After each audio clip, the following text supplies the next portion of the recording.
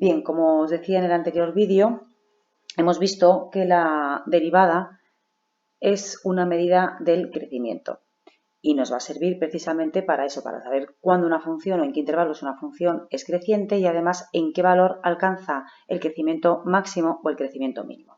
Para que veáis un poco más claro cómo aplicar la definición de derivada, vamos a ver un ejemplo. Os he puesto, lo tenéis en pantalla, calcula la derivada de f de x de una función utilizando la definición de derivada.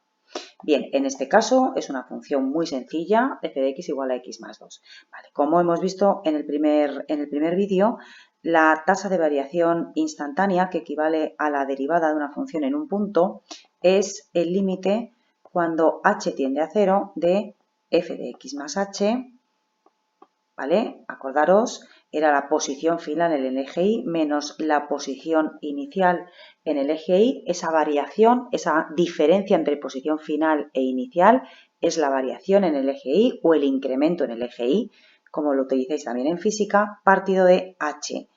Acordaros que h, hemos visto en el vídeo anterior, que se obtiene simplemente restando la posición final en el eje x, al cual llamábamos x más h, menos la posición inicial, que en general era x. Haciendo las operaciones, simplificando las x, nos quedaba h. Bien, pues esto, ¿cómo lo utilizamos para calcular la derivada de x más 2? Para empezar, si os dais cuenta, en la fórmula tenemos f de x más h. Bien, ¿qué es eso?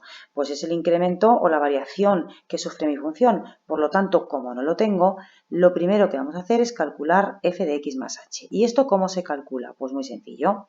Si os dais cuenta, en nuestra función tenemos una x que estoy recuadrando en color verde. Lo que voy a hacer es sustituir x más h por esa x. Así que me quedaría la siguiente expresión, x más h más 2.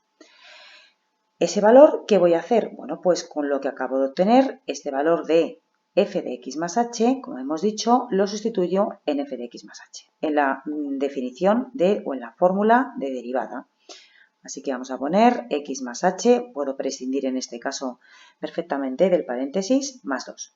Bien, menos f de x. ¿Y quién es f de x? Pues f de x es la función de la que yo os estoy pidiendo o de la cual os estoy pidiendo que calculéis su derivada.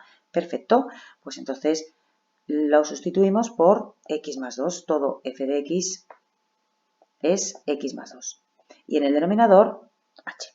Bien, lo primero que vamos a hacer es quitar ese paréntesis, teniendo en cuenta que afecta a todo lo que va detrás del paréntesis, que es x me quedaría menos x más 2, perdonadme, me he comido un 2 ahora, menos x menos 2. Bien, como os decía, simplificamos los doses y las x y me queda lo siguiente, que sería límite cuando h tiende a 0 de h partido por h.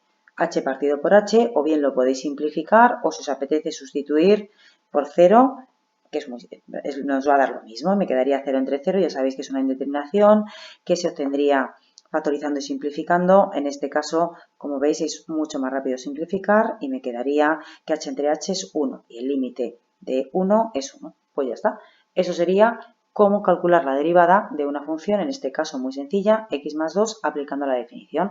Es decir, que la función f de x más 2, cuando h tiende a 0 o cuando ese incremento hemos dicho que se hace cada vez más y más pequeño, pues la derivada de esa función vale 1. Es decir, como la tasa de variación instantánea de la derivada es positiva, la función será creciente en ese instante o en ese punto en concreto.